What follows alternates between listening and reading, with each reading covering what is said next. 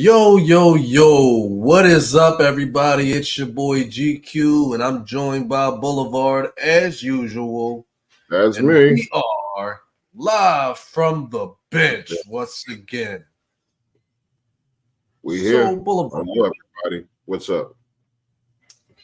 the Eagles have been struggling, Indeed.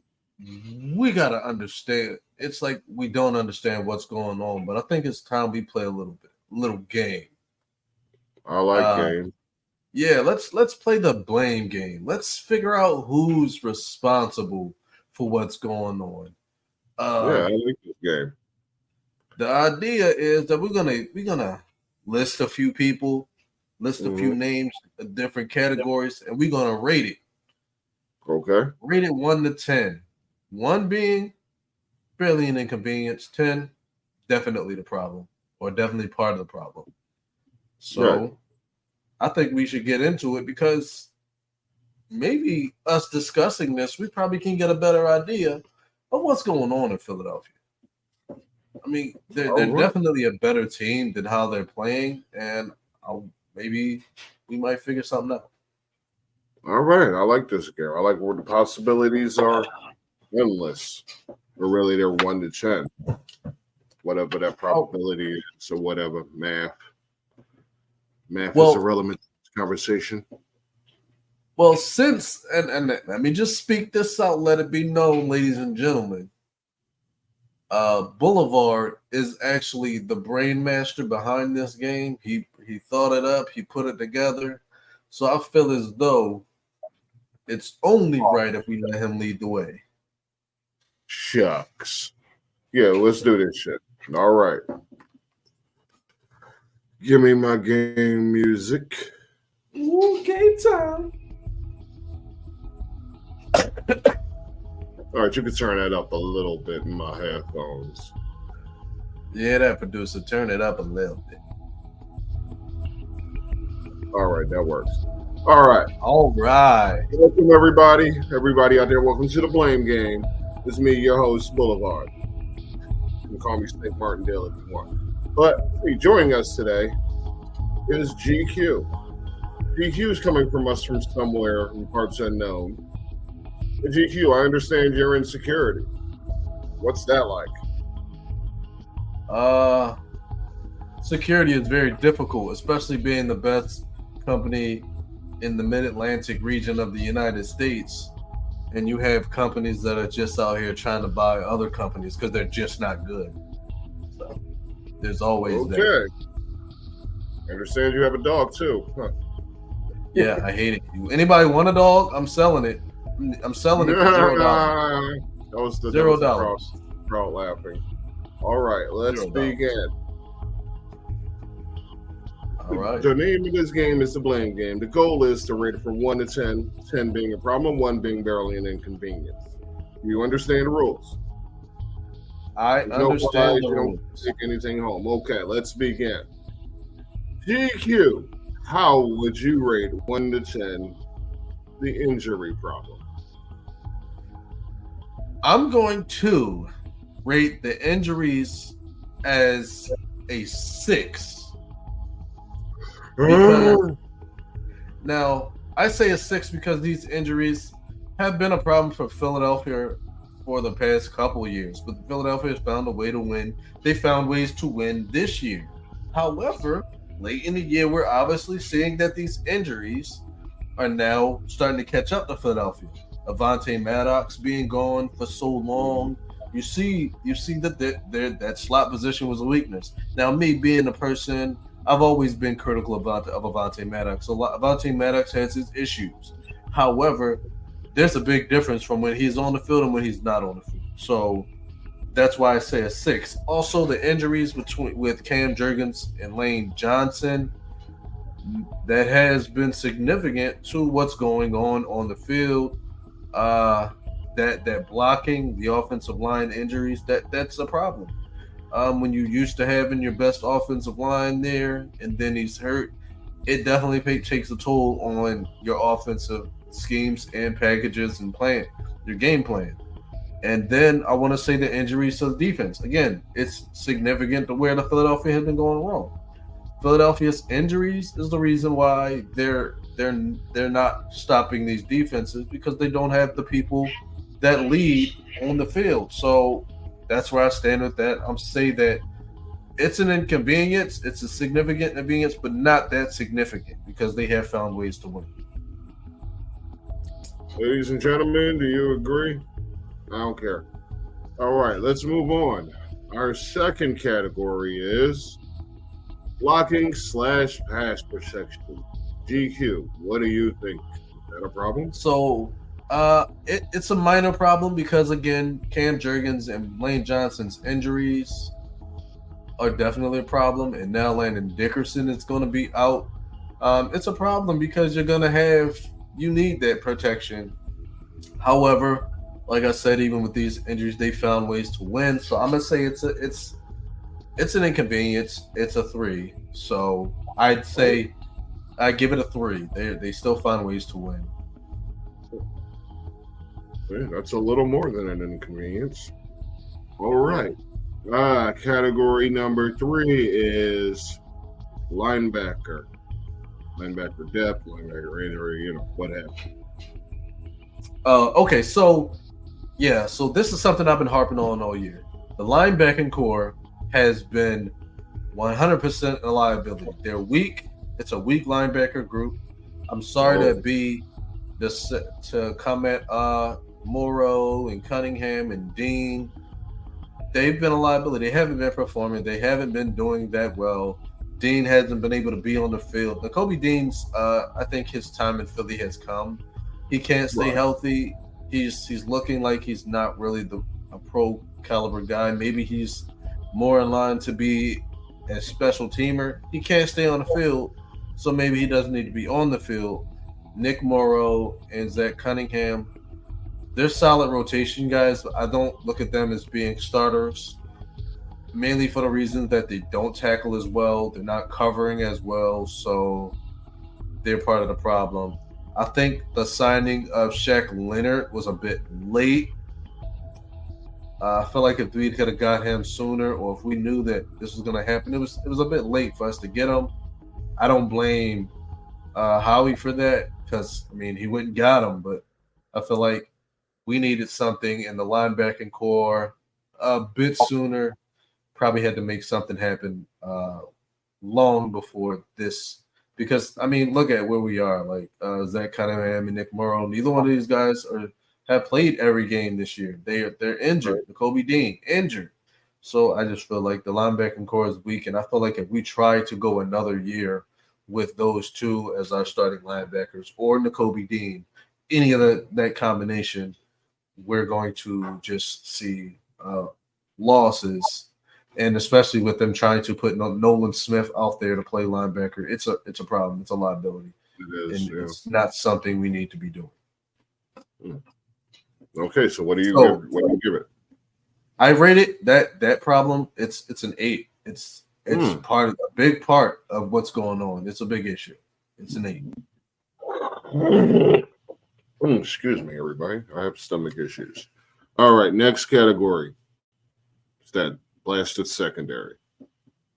Yep. 100%. They're a liability. These DBs can't cover. They can't tackle. They're just caught out of position all the time. They're making way too many stupid penalties. I'll give them one thing. They don't get beat deep nearly as much as they did in the past. We haven't been seeing a lot of plays go over our heads. However, one of the issues I'm seeing is like they're letting those players get those wide open catches in the middle of the field. Maybe you can chalk that up to another issue with the linebacking core, but they're getting those catches in the middle of the field. They're getting beat on the post, corners, routes, and you just see a lot of they're just making bad decisions in coverage when letting players just get past them, get behind them. Not that they're getting burned. It's just they're just making bad decisions, and I feel like it's either a coaching issue on the defensive backs or it's DBs are just not making smart decisions. They're just doing a lot of stupid bonehead penalties. It's a 10 for me. Oh. I will say you said, they don't get beat deep. I mean, Jackson Smith and Jigba would like to have a word. That's the audience applause again. I mean, but Funny. to that credit, I've been saying Bradbury has been a liability all year. I think that holding penalty in the Super Bowl has really made an impact on him because prior to that, he was probably one of the best defenders in the league. Like players Right. weren't nearly embarrassing him as much, and then this year he's just being taken for a ride. Like these receivers are getting the best. Cast off from the Giants. Yeah, so Yeah. that's where I say it's a 10. Slay is out there by himself, and I feel like Slay is probably on his way down, on decline. I think they need to move Slay to safety at this point. Absolutely. All right. Next category, the pass rush. So the pass rush, I'm going to say the pass rush is still pretty good. Not as good as they were last year, but they're still pretty good. I think a lot of the reason why their pass rush is not as good is because the DBs and linebackers are letting people get open. There's a lot of getting open. Like the quarterback doesn't have to sit in the pocket and rely on the O-line to keep the play going. The receivers are getting open. They're beating the DBs and linebackers. So there's not any reason. And then I don't think they have the same amount of depth that they had last year. It's just Reddick and Sweat on the edge, and it's mainly a lot of Jordan Davis, Jalen Carter, Fletcher Cox rotation. And I just feel like there's not the same amount of depth. They can't run the same type of offensive schemes that they wanted to run before. So they're still. I feel like they're still doing significant. They're doing a good job. So I'm not going to blame them. I'll say that the pass rush is barely an inconvenience. I say I'd give them a 1. They're still playing well. I don't look at them and say, "Oh man, this defense is not getting to the quarterback." They're getting to the quarterback enough. They're making pressure. The quarterback is not comfortable. The opposing quarterbacks, they're not comfortable in the pocket by no stretch of a man. Like under no stretch are they comfortable, because quite often you see those quarterbacks, they're getting put. The O-line is being pushed in their face. However, they can't get the sacks because the quarterback's able to get the ball off. So, but the pass rush is getting there. It's just I feel as though the quarterback's able to get the ball out there. So that's how I look at that.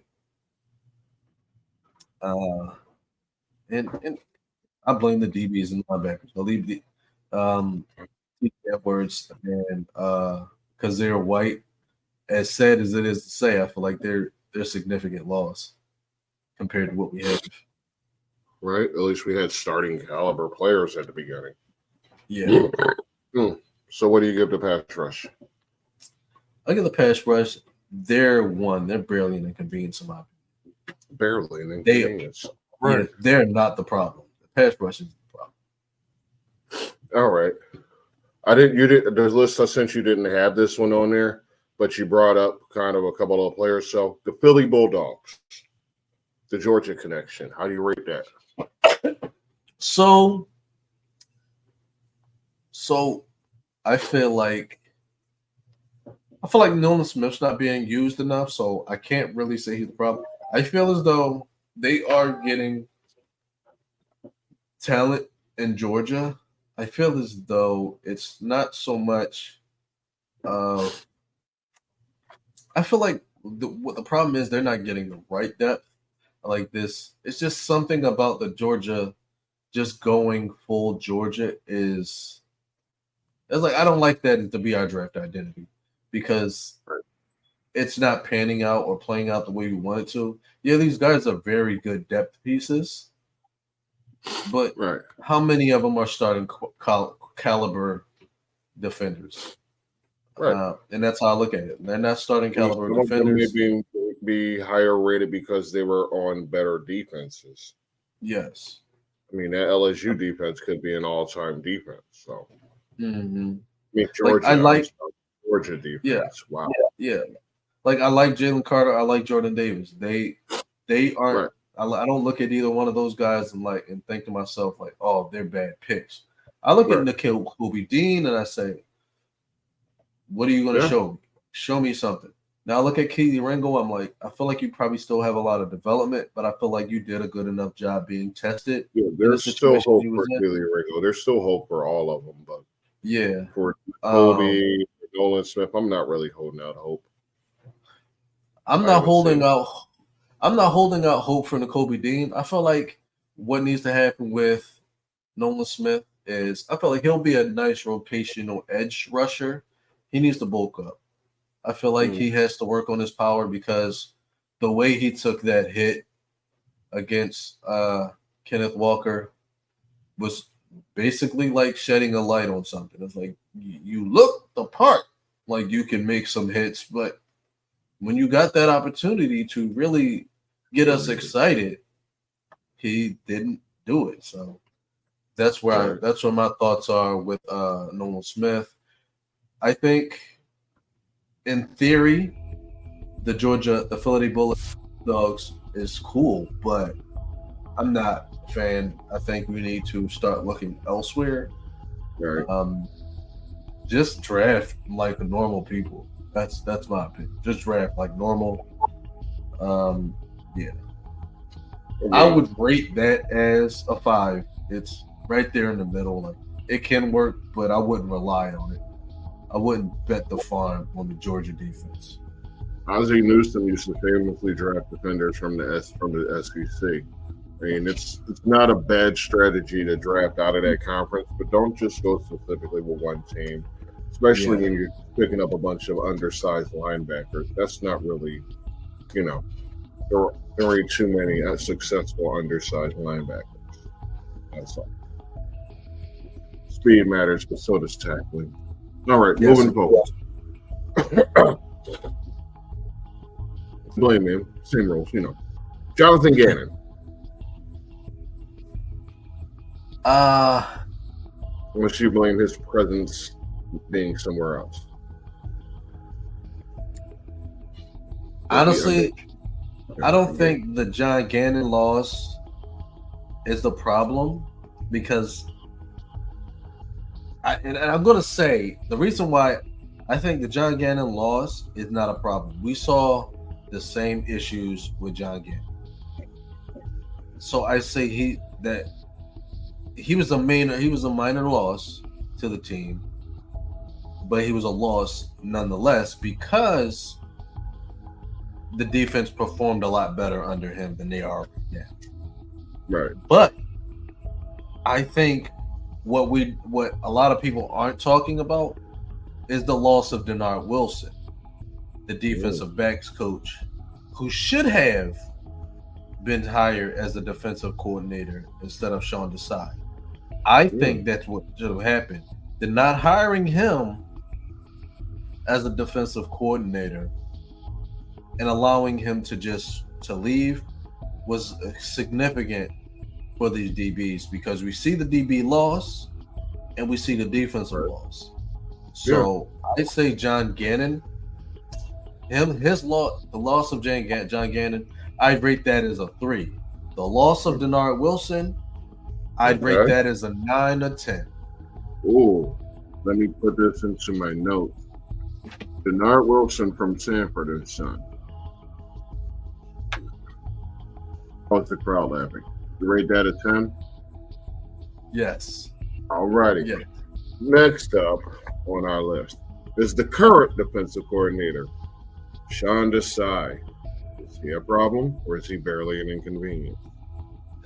Well, I'm going to say this. You're the defensive coordinator. If your defense is performing badly, it's your fault. You were part of that problem. Your fault. Yes. There is 100% no way you can shake it. And then if your team decides that we're going to take you off the sideline and give somebody else your job, you're 100% at fault. because that's basically somebody saying you're fired. We don't think you're capable of doing your job, and we're gonna find someone else to do it. They're basically saying you're fired without saying you're fired. If Sean Desai is still here at the end of the season, no way. I will be shocked. He wasn't even supposed to be here to begin with. That's the thing that bothers me. So is he the problem? Is he a significant part of this problem? 100% give him a 10. Ooh, we got another 10. Burr, burr, burr, burr. All right. For a little bit, we're going to switch to the other side of the ball. Our local hero, Jalen Hurts. Is he a problem or an inconvenience? Okay, so I love Jalen Hurts. 100%. I love the guy. I'm glad he's our quarterback. I'm hoping he's going to be our quarterback for another 10 years. However, you are the quarterback. You are the person who's supposed to make the decisions on the field. Even if the coach is running horrible plays, it's your job to execute those plays. Not throw the ball into the defender's hands. Not make stupid decisions, not fumble. So you're the leader of this offense. If you can't run, if your coach is running horrible plays, speak to your coach. Say something. Make a stink. Already. Make a stink, because at the end of the day, the offense runs through you. He may call the plays, but the offense runs through you. Peyton Manning will get a call. If he didn't like it, he was changing it. Jalen, be that guy. You can be that guy. You got that money. They paid you. You can be that guy. So I say, Jalen Hurts, you are part of the problem, but it's not going to change anything. I give Jalen Hurts a 10 because he is part of the problem. The offense runs through him, so you have to take the blame 100%. Okay. All right, now the guy who calls the plays for Jalen Hurts, Brian Johnson. Is he a problem or an inconvenience? Brian Johnson is an inconvenience. He has proven everybody that we were all wrong about him. We were all wrong about him. We're excited about the prospect of him coming in, becoming an offensive coordinator, potentially getting a head coaching gig in a year or two. And we're all wrong. We're just looking at it his play calling is horrible. Your scheming is horrible. It's just game planning is just you've done a bad job. You've done a bad job looking at the plays and then calling the wrong ones. So Brian Johnson 100%, like the pass to run ratio is pitiful. Right. Brian Johnson, you are at fault. I rate you at 100 from 1 to 10. I rate you at 100. You are the biggest problem in Philadelphia. Couldn't be clearer than that, y'all. Next up, we know he's there, but we never see him. He basically went upstairs and never came back. Of course, I'm talking about Rashad Penny. So here's the thing about Rashad Penny. I have to rate him in two different ways. I have to rate the Rashad Penny in two different ways. Because I feel like he hasn't gotten the opportunity to screw up. Like, we're not seeing him enough to be like, oh, Rashad Penny's the problem. So I say, that's what I mean. Like, is that the problem? A problem that we're not utilizing him? So him personally, he is barely an inconvenience. However, the lack of using him, the lack of use, 100% the problem. Not using a guy like him, overusing Boston Scott and Kenny Gainwell. And mind you, let me just say this. Kenny Gainwell and Boston Scott getting more than 3 carries a game is 100% overuse. Those are too many carries for those two.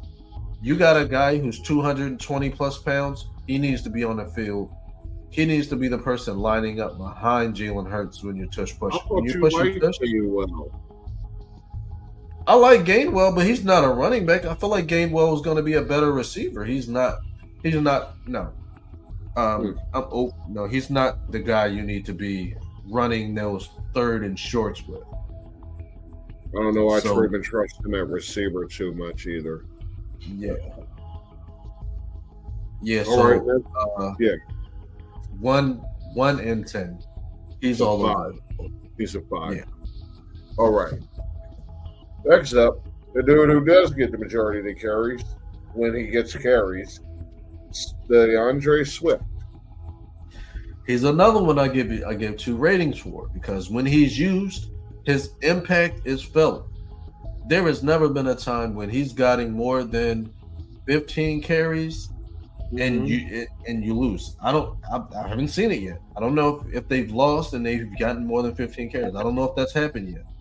That's evident in and of itself. When Swift plays and he gets the carries, Philly wins 100% of the time. He puts the ball where it needs to be. He's a great weapon, and he's probably going to leave at the end of the season, and we're going to lose another weapon. And I give it a 10 because when he's not used, boom, problem right then and there. And that goes right up there to that offensive coordinator. Definitely affects him when he's not getting the ball. Yeah, so when you do those double rates, you said it comes out to about a 5. So yeah. All right. The lack of use of those 2 running backs is a 5.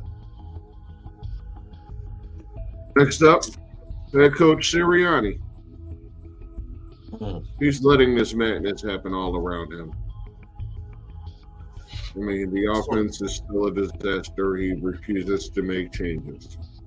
Yeah, so it's actually crazy because I saw he spoke to the press and he said it's my offense, not his offense. He's calling my plays.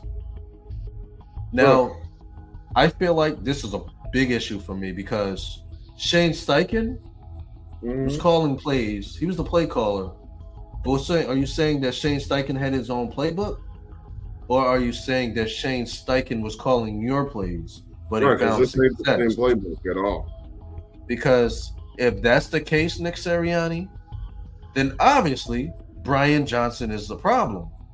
But if you're trying to say, because it's either because you can't sit there and say that it's my offense, because if it's your offense, it was your offense last season and was successful under Shane Steichen. And now you're saying you brought the same offense over to this year, but Brian Johnson's calling your plays. Again, he's not calling the plays. You're not telling him what plays to call. He's calling the plays that he feels is the best for the game, and they're the wrong calls. So Nick Sirianni defending Brian Johnson is one of the reasons why he's getting a lot of hate now. This is why, like, people love Nick Sirianni because he was the player coach. He's the coach that they love him. But right now, this is the time where you got to start nipping shit in the bud. Brian Johnson, everybody knows that Brian Johnson is a big part of this problem. Big part of the issues in Philadelphia. Now, we understood that Sean Desai was a problem. So what did they do? They moved him upstairs. That had to be a Nick Sirianni decision. He made that decision. Right. So obviously, you're willing to point the blame at Sean Desai, but you're not willing to point the blame at Brian Johnson. That's a problem. Right. The lack of accountability or putting the accountability on anybody, taking the blame as the head coach. No, that's not what we need you to do. We don't need you to sit here holding Brian Johnson's hand. We need you to do the best for this offense. You're not doing that. That's a part of the problem because last season they ran the ball more than they threw it. Yeah. Last season they had the RPO too. This is what the playbook looks like without the RPO. It's garbage. Yeah, so it's some more motion or something. I don't know, but you gotta do something to spin it a little bit more, make it a little more active. I agree. Nick Sirianni, I give you a 10, Nick Sirianni. You're part of the problem, man. Nothing you're doing. It's not nothing you're doing as a coach. It's you doing it as the head coach. like it's not a coaching problem, it's a leadership problem, and you're not Yeah. managing your supervisors the right way, essentially. Your department heads. Next up, Howie Roseman. So I feel like Howie Roseman has been doing a good job the past year. I know we were calling for his head a few years ago, but he got us to the Super Bowl, so we gave him a little slack. He made some good trades, made some good pickups. So we're starting to be like, oh, okay, Howie doing a good job. Is he though? Howie didn't sign Brian Johnson. I mean, let's look at his draft history. How many? Like, look at that defense in general. How many strong defenders have the Eagles drafted? None. But Howie is always Right, declared. yeah. He's always Outside admitted of that that he D-line, did. it's a lot of misses. Well, yeah, but Howie has always admitted that he's bad at scouting DBs. He's always clarified that he was always bad at scouting and evaluating DBs. So why are we suffering from this? Why isn't he but using it, finding a way to make it a strength? Because but this is where I don't blame Howie, because of some of the players that he has on his team, he had these players last year, and we went to the Super Bowl. We had a lot of these players last year, but we went to the Super Bowl. I think the problem doesn't fall on Howie. I feel like 100%. Because I feel like Howie given us a lot of weapons to win with. He's given us weapons to win with, and we were winning with those weapons. I feel like because him bringing in DeAndre Swift, big acquisition, great job. We had Bradbury last year. We had Reed Blankenship. He came in and was starting. We didn't have Byron, but we had Bradbury. I don't blame him for those because those guys running back either. Yes, he's not. But he's he's very hit good on at one receiver. He's hit on Yes. one receiver. So I'm not sure how he's as good as we want him to be when it comes to drafting. I don't think so. No, yeah, 100%. I feel as though he's not a good drafter. I feel like he's not a good drafter, but what he's doing right is adding weapons. And he's done that. He's given us those weapons. I think what it is, it's a lack of execution by the coaching staff, where I can't simply say Howie's at fault because I don't think Howie hired this side. I don't think. Again, if we had actually drafted talented players at linebackers anywhere in the secondary, we wouldn't be having these issues. We wouldn't have to go play the free agent market or the trade market constantly because we have talent developing. But we haven't done that. That's what's happening. That's why we know depth, because we don't draft well. And that's Howie. Well, yeah, that is Howie. But again, we've had those problems for quite a long time. Like we've known this has been a problem for Howie. But the reason why we're not gonna sit here, we can't sit here and say, Howie, you're the problem because we got to the Super Bowl last year. Okay, because he found a couple Band-Aids. Yes, but he found those. They're gone. CJ's gone. The pickup he got, they didn't stick around. True. So we're just temporary rentals, which puts us back where we were, which is why I agree with you right now. I put a lot on Howie and his inability to draft us quality players as a big problem. I agree. That is a big problem, but again, we were winning with these players. With temporary fixes. But this year, but what I'm saying is this year we were winning. Yeah. This year we were winning. We still were executing when the play calling. So, and this is why I say, like, yes, Howie doesn't draft well. He doesn't get us young players that are going to get us wins. He doesn't. He's a horrible evaluator, horrible scout. 100%. I agree with you. He's more of an aftermarket guy. He's an aftermarket trade guy. 100% agree with you there. I agree that if he drafted, like if he was able to draft us good linebackers, because he hasn't done so yet. He was able to draft us good safeties, where he hasn't done so yet. He hasn't drafted a solid corner yet. I think the only place he's drafted well is the D-line. And that's suspect at best because I don't think he's drafted a solid defensive end as all defensive tackles. He didn't draft Sweat. Right. I believe that was a Chip Kelly acquisition, if I'm not mistaken. Receiver, he hit one time at receiver. He may be able to get solid tight ends, decent tight ends. Goddard had the benefit of working behind Ertz. I credit Ertz for that. I credit the the line coach. Can't remember his name. He's 100% has the success falls on those offensive line coach. Like he's somebody that we're like that gets talked about, but we got to understand like we can't credit Howie with the success of the offensive line. He's not drafting great offensive linemen. He's drafting offensive linemen, and the offensive line coach is making them great. He's capitalizing on the talent that they have because, believe it or not, these guys have talent. They're just not well coached. I feel like at receiving core, we don't have it. Besides A.J. Brown and Devontae Smith, there's nothing. And Devontae Smith is projected to be out this week. Right. I don't know who there's going to be a problem again this week because I see Jalen Hurts throwing more turnovers. You got to run the ball. So, yeah, I agree. Howie has to make better decisions on the defense. In the fact that he can't evaluate on so many different positions on the field, he does have to take some fault.